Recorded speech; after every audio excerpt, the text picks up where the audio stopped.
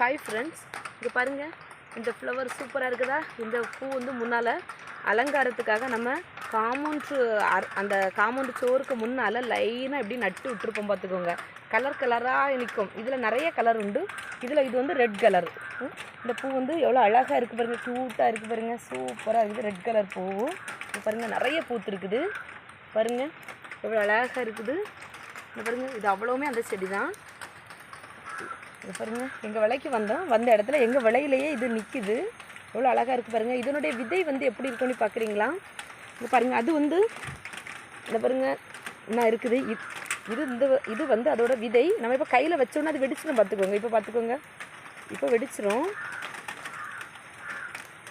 வெடித்து கடுகு மாதிரி ஆயிரும்.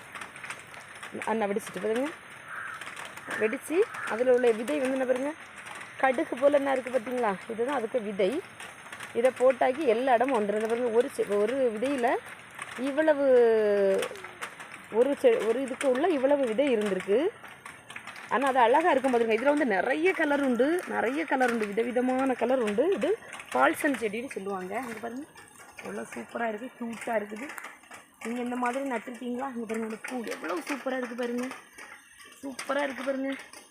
எல்லா செடியுமே குட்டி குட்டி செடி தான், ஆனால் எல்லாமே பூத்து இருக்குது. பார்த்துக்கோங்க.